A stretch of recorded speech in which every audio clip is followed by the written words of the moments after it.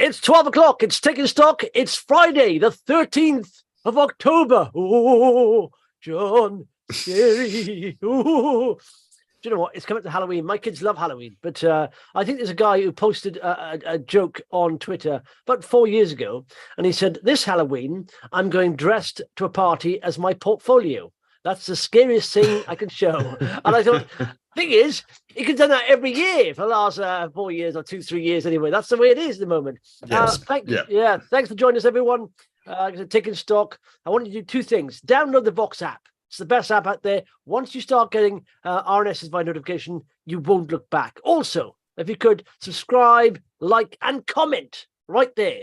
And in fact, the first thing I want you to comment on is what I'm talking about today. Are you following the money out of UK equities? And did you see the Premier Miton thing, John? I did.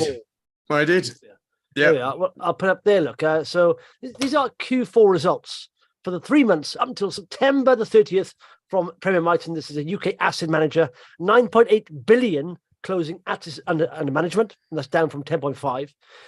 But was that 700 million of net outflows? And they say we saw slowing of sales and acceleration of redemptions, much of it in UK and European equities in the second half of the financial year. They did say good to see inflows into our fixed income directly invested diversified third. So that's the way things are going at the moment. Money is flowing out. So, ladies and gentlemen, in the comments there, in the comments, could you just say, are you putting money into equities? Are you a contrarian investor? Because contrarians tend to outbeat the market unless you're just putting money into ridiculous stuff that no one touches. But are you a contrarian investor? Are you putting money in? Because we are close to the bottoms. We are near the bottom. It's a bottom sort of, isn't it? Sort of-ish. Or are you pulling money out of UK equities, in or out? There should have been a third option, which was neither, which is sort of where I'm sitting at the moment. You know, I have what I've got. I'm not selling anything, but I'm not in a hurry to buy anything either, because I just think, as I say, we're sort of going to bumble along until these outflows reverse. Yeah, plenty of time, I think, to do some research. I mean, the thing is, my biggest holding, I didn't, until you mentioned before, I didn't regard it as a holding, so as it is cash at the moment. My second biggest holding is a fund. You know, so that's across 250 and the 100, FTSE 100, 250 IUKD fund. And it's basically the top 50 highest yielding stocks in the FTSE 250 and 100 there. So it's quite lowish risk-ish, considering my biggest holding is cash. Second biggest is that fund. And then I've got a load of high risk, high reward, sexy nano caps and micro caps.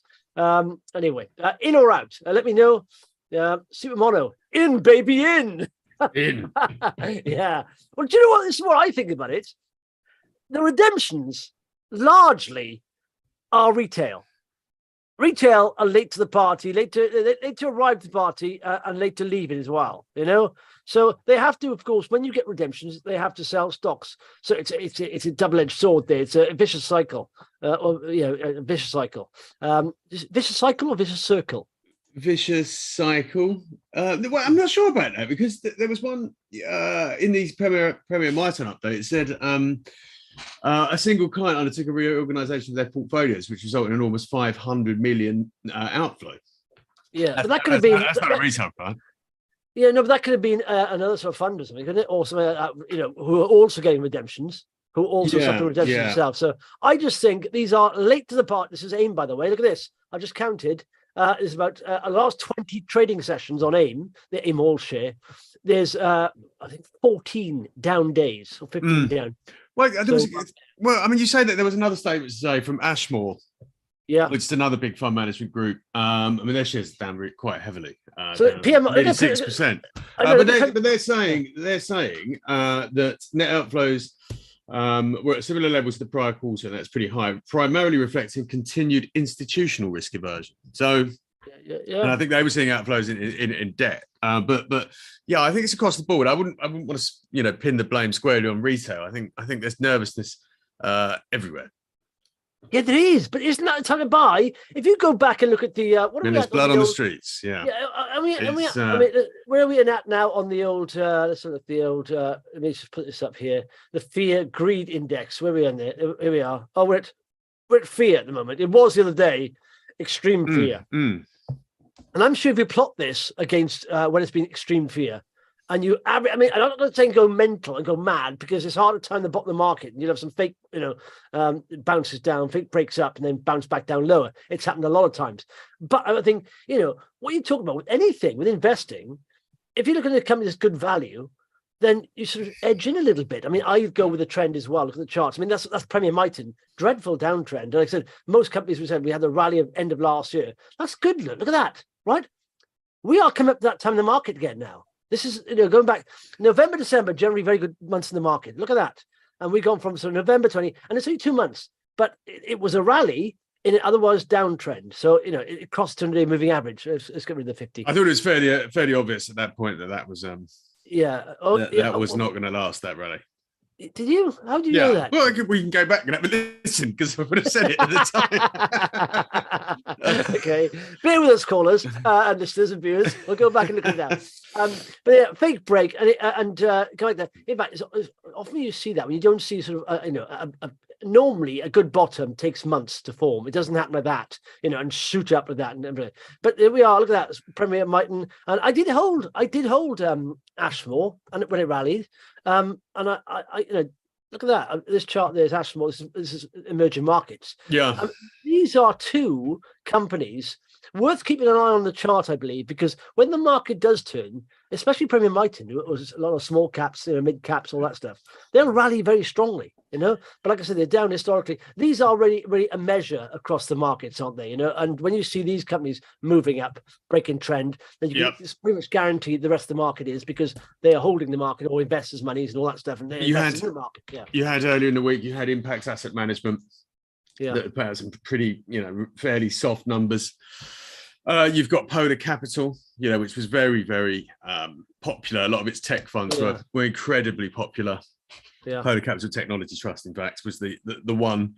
They're looking pretty weak at the moment. So this is across the board. The asset management industry is in a pretty tough place. You're right. It is a sort of bellwether for broader sentiment, and there will be increasingly bargains to pick up in that space.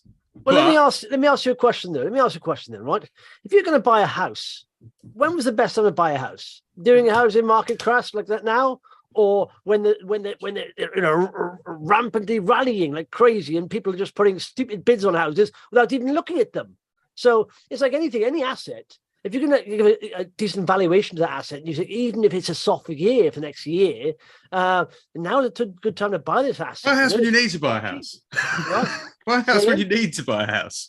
That's the best time to buy a house. Yeah, but you know what I'm saying? If you were spare cash and you're sitting around, let's say you've sold your house and you're renting or something, and and the house price is running away from you, do you go with the crazies and just make an offer on a house you've never even seen before, or do you just wait and think, no, this is a frothy market, it's the top of the market, it'll come back? It's like anything, isn't it? It's like when do you buy a new pair of trainers? When there's a big sale on, or do you wait until a few weeks before Christmas? When you need a new pair of trainers? No, you don't. I'll keep wearing mine. I've had a pair of trainers for like 2 years, 3 years. It's fine. They get a bit damp now and again for the hole in the bottom, but wait till the sales come. Wait till the sales. Anyway, a few comments here. In fact, let's go back to a comment from yesterday, which I didn't catch up on. Deep value investing with Shrew the Vegan Westie. That's his name. I'll go that through again. Deep value investing with Shrew the Vegan Westie. He said yesterday, I reckon Watkin Jones has bottomed out. Indeed, the market has as well. The only way for the next 3 months is up. Oh, well, let's have I'm quite bullish. Like I said, you've got to be bullish to be an investor. But let's look at Watkin Jones, and I'll explain what I don't agree with you here. Watkin Jones, get the back of the class. There we are. There's Watkin Jones there. That is not bottoming out. I'm sorry. That's even if you put a shorter time frame sort of moving average on here, you could say let's go to the 30-day moving average. It's not even trying to cross that. But what you need here is a couple of higher highs. You need to break at least 36 pence to start moving. So 33.5, and then moving up. But that's, to me, that's in a downtrend. Be careful. I keep saying this. If a company you think is undervalued, be careful if you're buying into a downtrend. It can continue for a long time. You know? Which is exactly what we see across the asset management space as well. Yeah, exactly. Someone said, "What's happened with Good Energy?" I do hold a Good Energy. It's starting rally. Look at this chart on Good Energy, John. Look at that. So I don't know. These are they're valued way below the net assets. They've got like 20 million in cash. The net asset value was 38 million. They were valued at 28 million. But as you can see, this wedge. Look, what I've drawn a line there is, let me get rid of some of these moving averages. I've drawn a line on the highs, okay, and you see a series of lower highs, and now look at that. That's just broken out by the previous lower high, and you can also see some higher lows. This now above 200-day moving average. This, I would safely say, has hit the bottom. It's had a bit of a sell-off, and it's hit the bottom, and now this is a good sign. In fact, I don't know if you saw yesterday, they own 49.9% of ZapMap as well as doing everything else, but they've just said that they've just hit 50,000 UK chargers on their ZapMap. That's quite a lot. 50,000 UK chargers. Everyone's saying about EV chargers. You can't get them all that, but 50,000 is quite a lot in the UK, and that's doubled not doubled. It's got by 10,000 in the last since February, and it took 10,000 to do a year, but previously that it's taken 6 months to do 10,000. Anyway, so EV chargers rollout is happening very quickly. But I do like the chart of that. It's starting to play around. I did buy it at the wrong time. I bought it sort of right here, but now it's coming back up. But yes. Anything worth chatting about, John? I want to look through the comments. I can't see the comments. If there's any comments, okay, I'll get them there. So you can drive the comments. Steve is in. Paddy MHBS is sitting in cash. He's just sitting there in a bath of cash. Yeah, baby. Me too. In my cash. Me too. You and John in your cashmere, just cashmere top, nothing below. Just cashmere and cash. It just feels like the right thing to do. This is my personal perspective, my approach, and I am surveying every day. Okay. And when things get to a certain level, I do like the asset management industry, but lots of other pressures there. But they are just getting cheaper and cheaper and cheaper. You would have thought they couldn't get any cheaper, but they have. Yeah. So there's one for you. El Saint says ADF should also be due a share price rise. Right to strike is over. No, hang on. Have you up on there's some news about that, John, isn't it? There's like a bit of an argument over the pay now, isn't it? Well, it's gone back to the table again. Have they or what? I don't know. The share's been weak a couple of days. They're sort of bouncing around. Yeah. So the initial right to strike was down there. But by the way, facilities by ADF. Other service, they service all the sort of film on location sets. They got the old Winnie Baker's, all the makeup tents, the catering, and all that stuff. But it did bounce down on that right to strike, and then bounce back up. But I think yesterday came out a bit of news that they're still haggling over terms and conditions in Hollywood. Yeah, so it's not a done deal, but they're messing over the finer details of the deal there. Yeah, so, again, it was a very cheap share, and I like the story. Yeah. When I see something that I like, and then I'll try and buy it when it's nice and cheap, and that's one. Yeah, AI Investor says putting money in regardless of the conditions, prices are cheap. Will pay me back later. You're probably right. I mean, it's hard to time the bottom, but I would wait for a bit. The reason why I'm sitting in a bit of cash there is because I do want to see the uptrend on stocks before I invest more in the stocks I have, or I look for other opportunities. Sean, portfolio absolutely decimated in the past few years. The only option for me is to do a deep dive and invest a lot in something with high conviction, like you did, Justin, with Lloyd's. Yeah, back in the great financial crash. Okay. Be careful. It's nothing's 100% cert, nothing. It's a big risk, isn't it? So doing that, but I did take a big risk, and I sort of know better now. In fact, I wouldn't do that again now. I've learned more. I realized how risky it was because I wasn't as sort of experienced. I thought, really, I'll just check it all in. It's a gamble, isn't it? When you're forced into a position like that. Yeah. You are in gambling territory, and it can only therefore to take that kind of risk, you can only be taking it with money that you can afford to lose. Yeah. No, I did. I did a webinar, and I said, if you are 100% in one company, that means basically you're 100% sure it's going to do well. Now, nothing is 100%. Nothing is without risk. Everything's got a bit of risk. So be careful if you are 100% of something. Either you're the founder of the company and you know a huge amount about it, or you're playing a risky game. Yeah.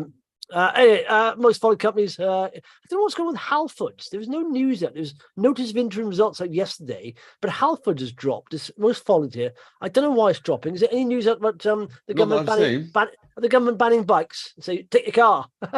No, I haven't seen any news that would explain that. Okay, so I didn't see either. But by the way, look at that. So 3 states for the chart: uptrend, downtrend, or range. That there is obviously a range. You can see that just up and down there. Oh, hang on a minute. Here we go. I missed this completely. Halford surges on takeover speculation. So I think we've had that was yesterday, is it? Yesterday, okay. And then you might have sort of the excitement has sort of dissipated somewhat today. So yeah, takeover.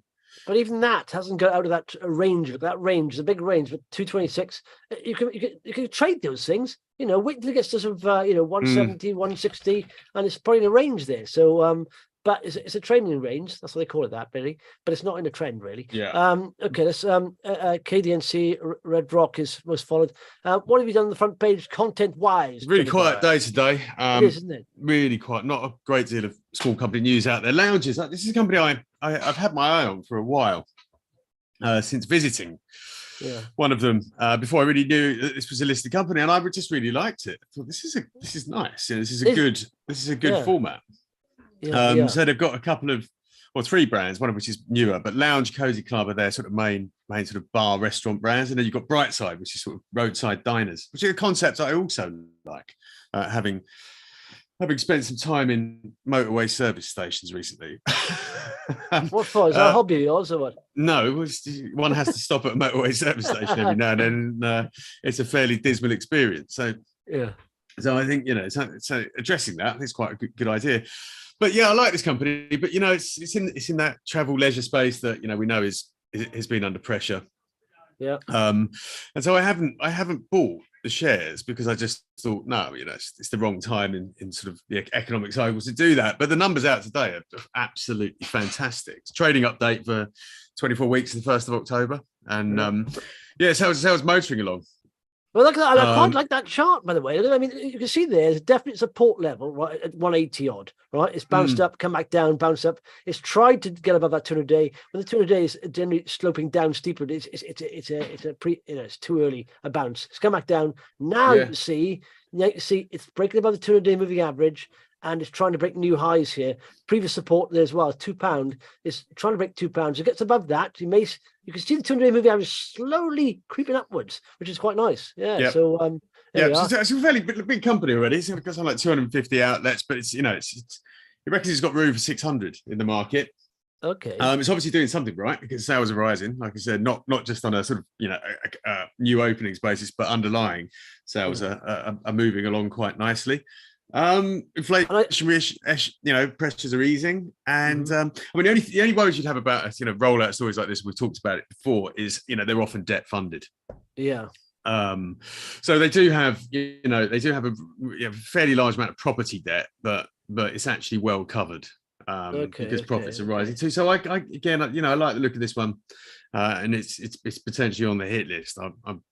I like it. Yeah. And I wouldn't say that about many pub groups, but they're doing something right. And I got to say, ladies and gentlemen, if you look closely in this picture, John is within this picture somewhere. Okay.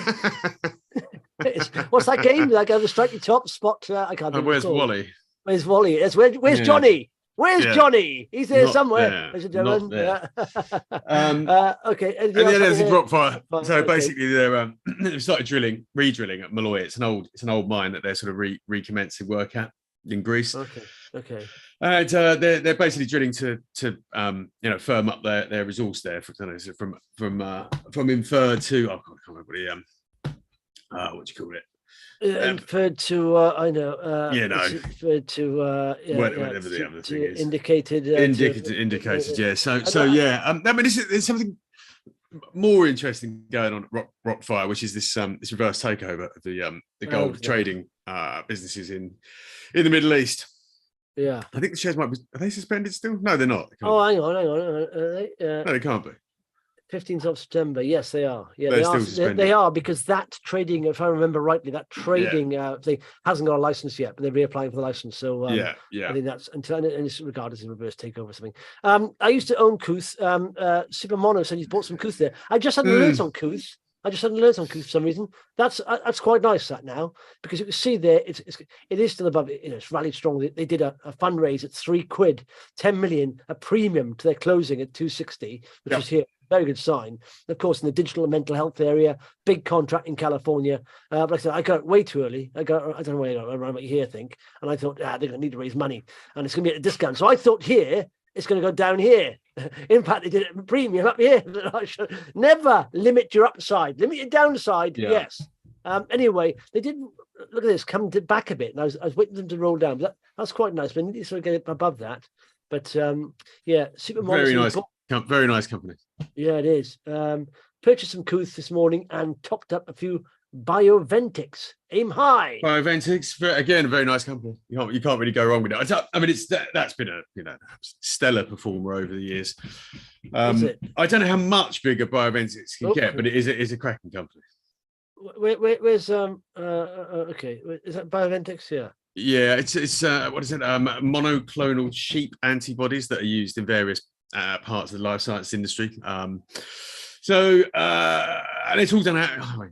I'm going to do them a disservice by calling it a shed, but it's it's a very small site where they can basically just make these things till the cows come home. So the operational gearing in this business is absolutely huge. I like the fact I can't get that out of my head. They're in a shed with a couple of I'm doing them a disservice. But they've never really had to go down the massive expansion, flashy labs and offices route to grow this business very, very substantially. Yeah, brilliant business, brilliantly run.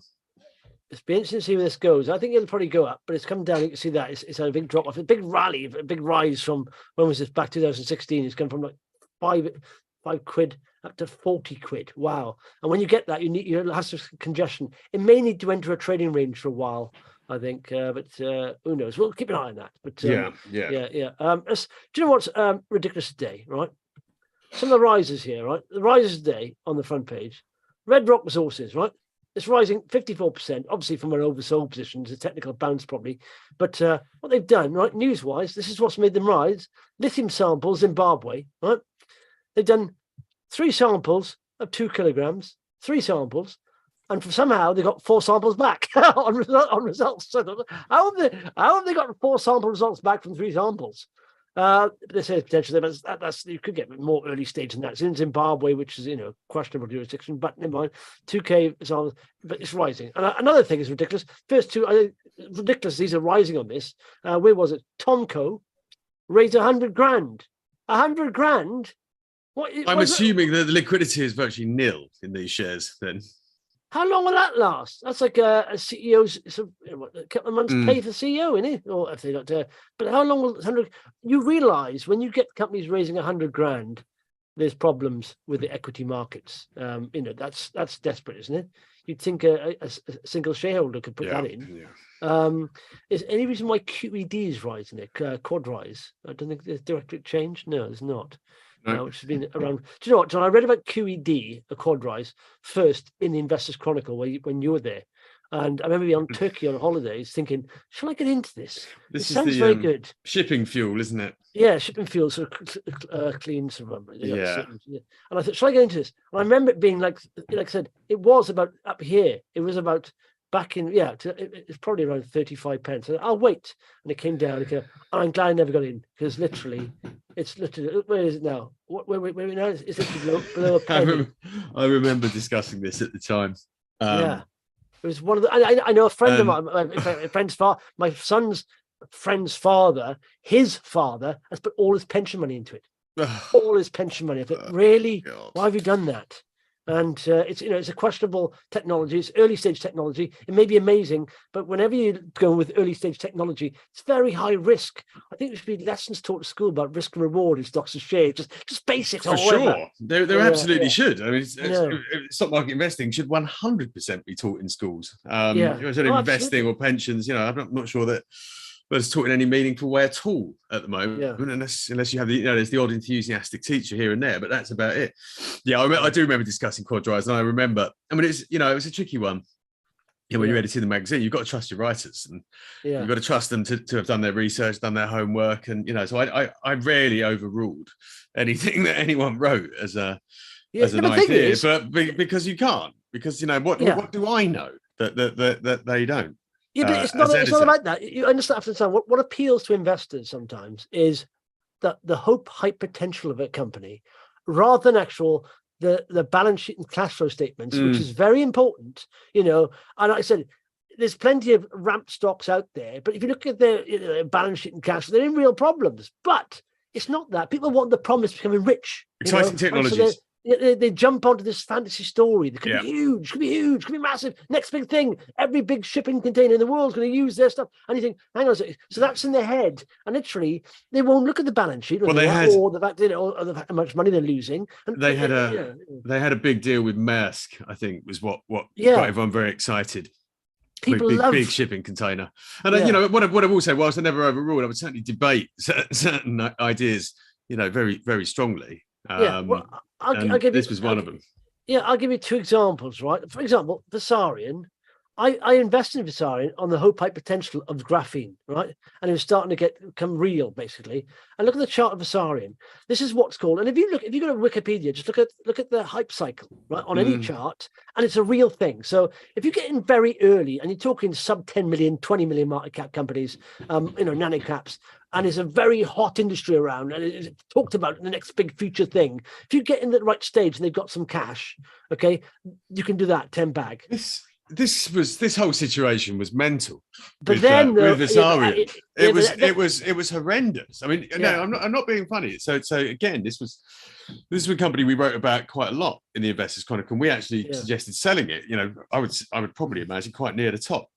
Yeah, and we got dogs abuse. Yeah, there was a chap on. I got threatened by a member of the management of the company. Oh, no. No, I did. I got threatened. I got threatened in the most nonsensical manner altogether, with the threat of a subpoena to Houston. I'll subpoena you. He did. So Mr. Human, I will take you to court. Good luck with that, because I think what you'll need to do is extradite me, and obviously that wasn't happening. Don't be surprised, Mr. Human, if you wake up in the FBI and knocking on your door. Yeah, but it basically was along those lines. There was another chap who used to draw cartoons, weird cartoons, talking about. Let me say something. There's fan stocks out there, right? When you start having people, and this happened with Versarien. If you get in early and you have people changing their icons on social media to the logo of the company or doing cartoons about the company, it's over. The boat is over full. It's literally, and this happened there. I got in here. I did very well on them. Another one was EVRH 10 bagged, and that was virtual reality sort of goggles and counters. That 10 bagged, and like I said, I realized hot tech early on. If you're in early and they've got a bit of cash, it can really take off. But then you got to get, and then when the tires hit the tarmac and they have to sort of produce some revenue because they're commercializing it, that's when you get this. Some of them will go back up, but many. But this wasn't. I mean, okay, graphene is a hot tech, but if you actually looked at what we did actually look. Some of the subsidiary company accounts. And they talked about graphene, but we couldn't find much evidence of there being any commercial activity around it. Within this business, so actually, what you get, and these ramp up sometimes, it's what we would have referred to as stock promotion. Yeah.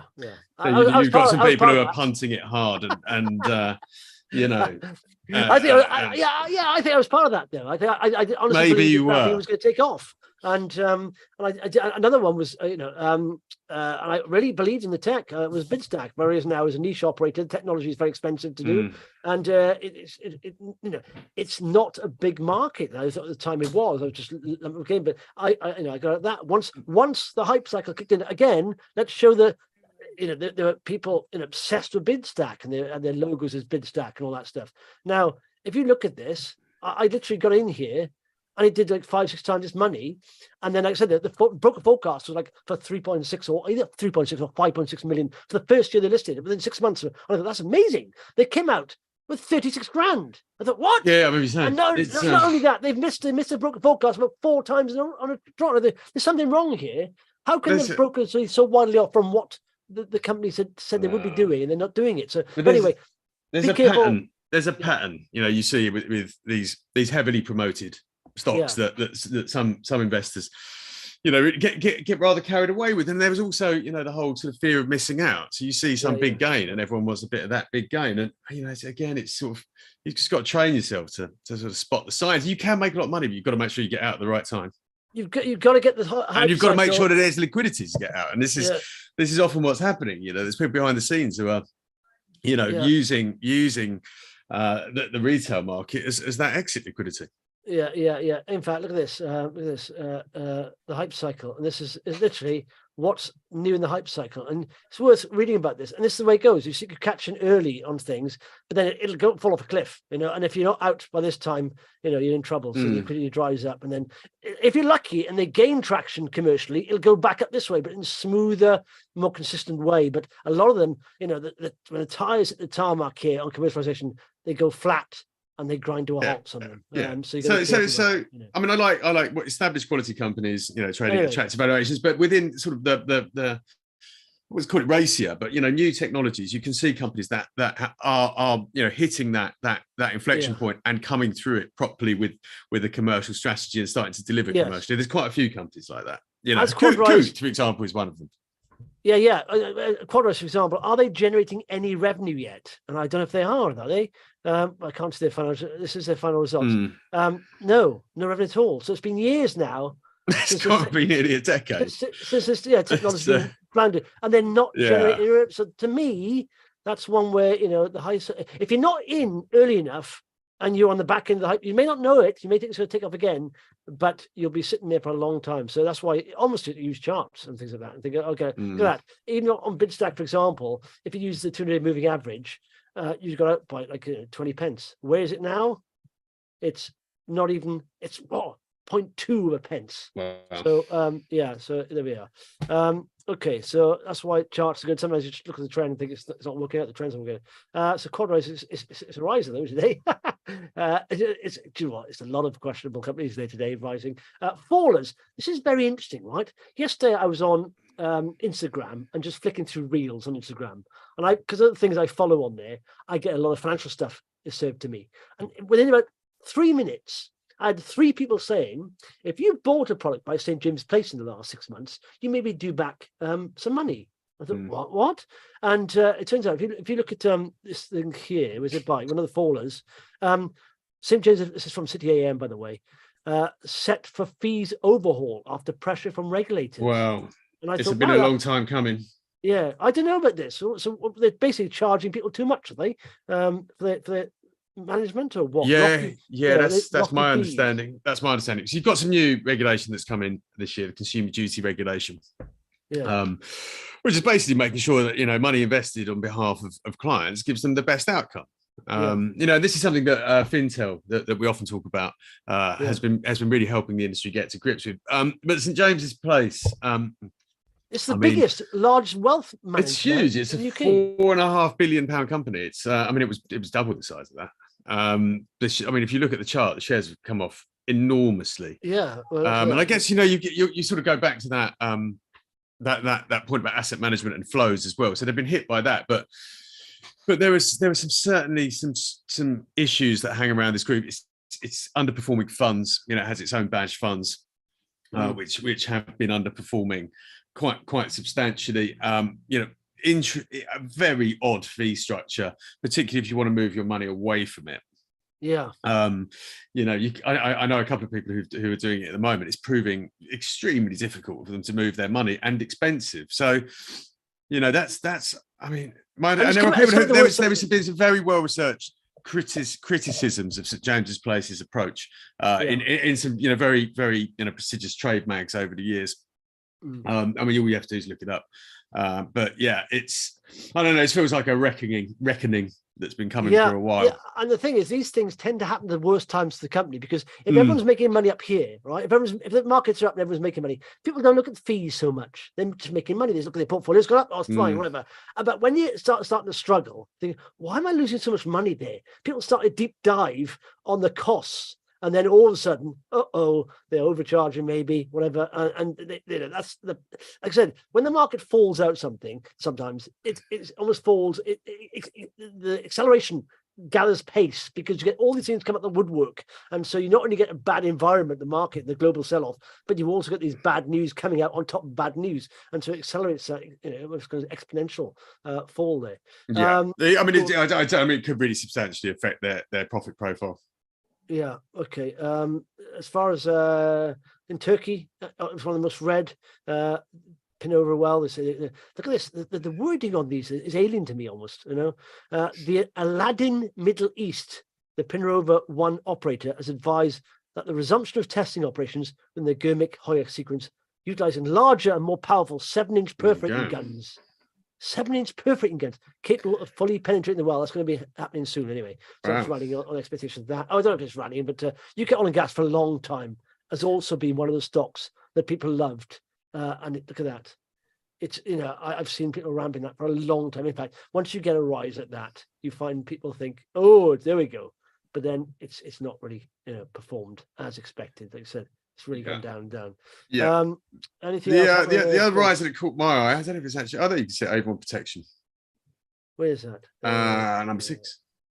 Look on the left. On the most read. Number 6 on the most read. Yeah, so this Avon Protection, we've talked about it before because they do sort of rubber products. Used to do milking equipment, now they do gas masks and helmets. And they got themselves in a bit of trouble with a very unsuccessful acquisition. Which is now, I think it's either been sold or certainly the sale is almost done. But as I said, it's going to take time for this recovery to happen. But today is the glimmer of hope that this company can return to the greatness that it once occupied in the minds of investors. So yeah, it's still doing really well. It's gas mask business and head protection. There's a lot of encouraging signs there. So basically helmets, especially for hobbyists. Yeah. Still losing money. I went to a friend's flat once, right? He was a friend. He was an odd guy. He was a friend of a friend. He was a writer for something. And he lived in, I think it was King's Road in Chelsea. And we went in there and he was a bit odd anyway. But he had this mannequin dressed up literally in a full gimp suit with a gas mask on. I thought, of course, as you do. So when you go to some people's houses, you think they're odd, and it confirms that they're more odd than you think. Oh my word. Okay, Michael says, I've been topping up on my iShares dividend fund. Yeah, okay. Risk off, that's good. I got that as well. I pulled out a little from the US when I sold most of my Vulcan materials, and it's gone into UK equities. Invested a bit in Spotify after a sell of 3 months, says Michael here. Following on from a comment I made last week from Metro Bank, umbrella came in useful this morning. Yeah, the Metro Bank umbrella. Here we are. That's probably the best investment you've made there. It's probably the best thing you get from them. USD needs to crack for emerging and Ashmore to perform. Yeah, the dollar strength is strong. Yeah, I think it's. Emerging markets. This is it's the age-old relationship between US dollar strength and weakness in emerging markets. But I think a lot has changed in the world. I was speaking to a couple of fund managers who target emerging markets recently, and they said to me, basically, there is the old attitudes towards emerging markets that they were, inherently more risky, inherently, poorer governance. And I don't think that holds true anymore. They have been far less susceptible to the effects of inflation. You've still got very, very fast economic growth there. And actually some of the governance issues that used to dog emerging markets are sort of dissipating. So yeah. I am interested in emerging markets. If I'm going to deploy, that's where I'm kind of looking. I kind of drawn towards India. Yeah, well, in fact, they're not in China, Ashmore. They're pretty much around the emerging markets around the world. But in fact, but obviously because they're driven by China, a lot of them are, of Chinese economy. And some data here getting less worse from China. We'll cover it in a little bit. Just go through the rest of the comments. Be careful when others are greedy. Go against the trend. Yeah, same as be greedy. Sean, I understand what you guys are saying about risk, but don't worry, it's all in Avacta, so it's safe. Sean, listen, fella. If I can advise, I'm not saying Avacta won't do it. I'm not saying that Avacta won't, play out to how you see it playing. I'm not saying it will, but it's just question. On any stock you hold, let's say you have your biggest stock, right? You should always say, if this stock went bankrupt, I'm not talking about Avacta, just generally your biggest holding. If it went bankrupt, how would my portfolio fare?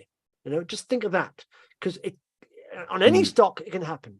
Now, so I would suggest you put like 50% in a fund, and maybe if you want to be high risk, 50% active, but 100%, you've got to be dipping down a bit. It didn't. Now on a chart there, we've got you would like to have breaking this. I don't know what's happening here. Sellers coming in maybe, but it's looking good though. I mean, it may have to go sideways up again there, but it's looking good. But Sean, I'm just saying, I hope it plays out for you, but be careful, fella. You never know what could happen. Left field things could happen. You never know. I've been a bit bearish about this. It's an awful situation, but this war, I don't see how there won't be some contagion in some way. And I was walking the dog the other day, and I went through this bearish moment where I thought, I'm a bit worried here. But you never know. Halfords up yesterday on bid rumors. Yes, Chris, probably a bit of a novice question, but who does selling and driving down share price benefit? Presuming that it wouldn't be happening were it not of benefit to someone somewhere. Well, I only say short seller sometimes. See that I genuinely, you've got to be very good as a short seller if you're good at it, because, like I said, with shares that go up, the potential upside is unlimited. Downside is maximum 100% you can get.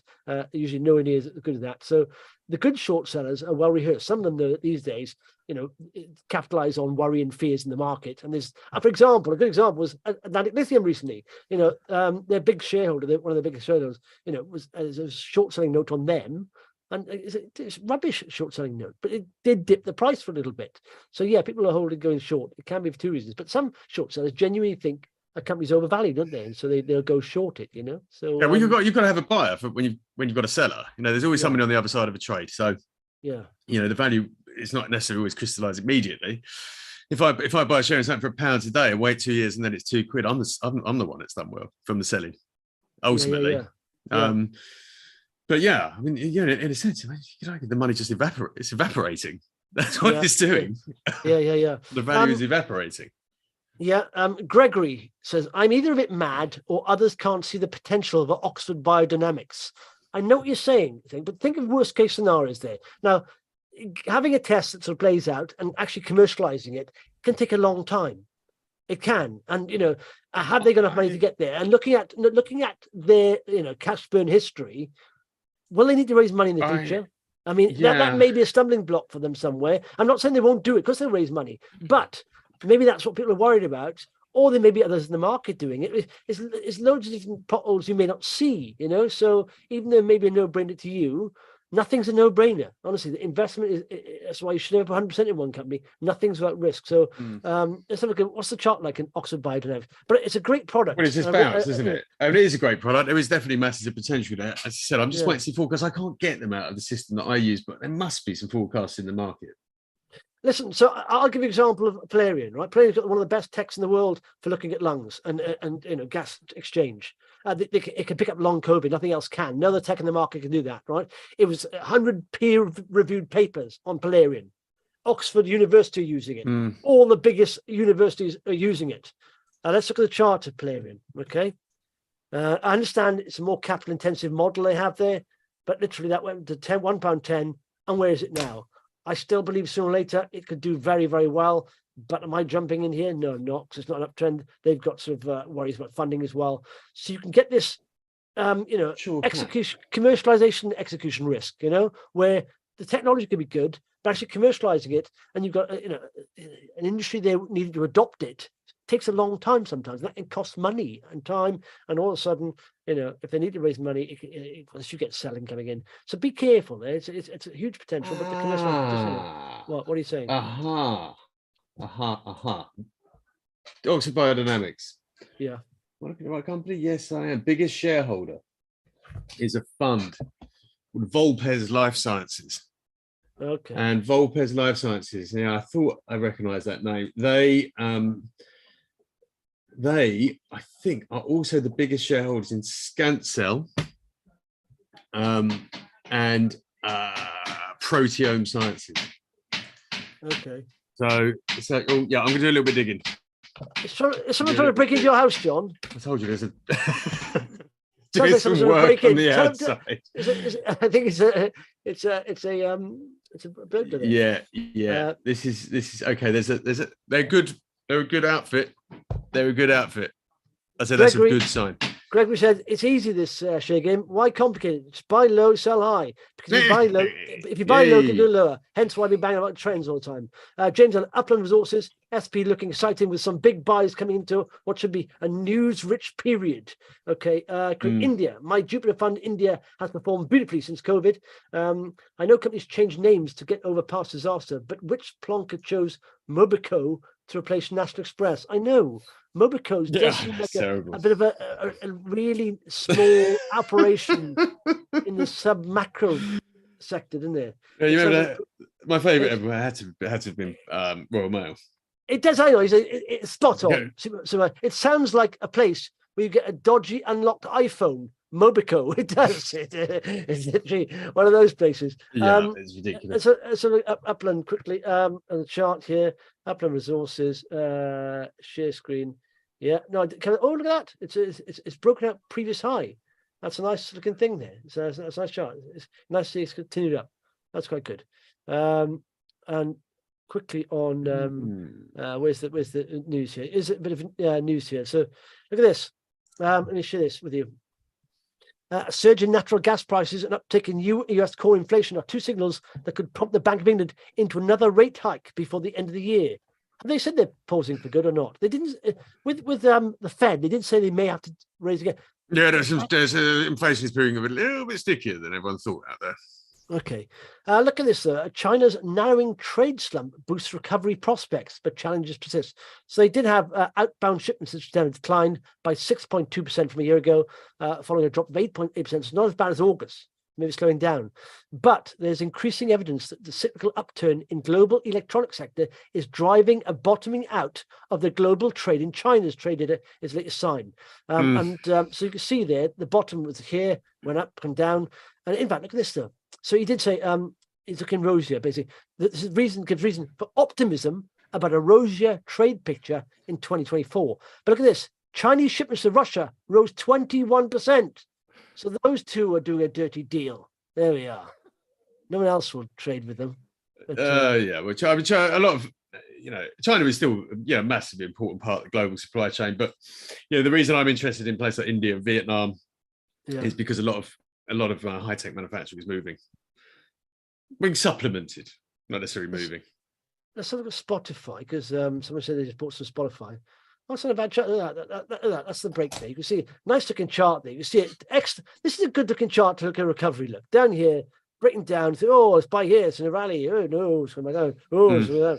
And then you can see here, a double bottom, high and low there, breaking 200, breaking previous highs as well, which for us here. And then we've gone from there. We gap down there for some reason. Have you seen that Spotify AI stuff? That's very good. No, you can do. They use Spotify. They can translate us into Chinese, Japanese, Spanish. Oh, you mentioned that, yeah. And it'll sound like us, which I don't know if I think I don't think I have mass appeal that, to be honest. Anything else? Any plans for the weekend, John? Going to Wales actually next week. I meant to say I'm not here Monday, Tuesday, Wednesday. You're on your own. Yeah, sorry, I forgot to mention that. I'm off to Wales. If anyone wants to jump in, if anyone's got a cashmere top, they can jump in. And go for it. Are you going for the weather for Wales? That's right. Okay. All right. And don't forget, hit that subscribe, like, share button, please, and download the VoxMax app. Honestly, once you start using the RNS features there, just follow a company on there. You get an RNS via notification. It's given to you. Definitely looking for it to a website. We send it to you via notification. Once you start using that, you'll never go back. Honestly, it's free. Download it. And thank you very much for tuning in. Have a nice weekend, everyone. Come on, Wales. And who's England playing? Fiji? Yeah, Wales are playing Argentina. Ooh, the big game. Have a nice weekend. Bye. Yeah.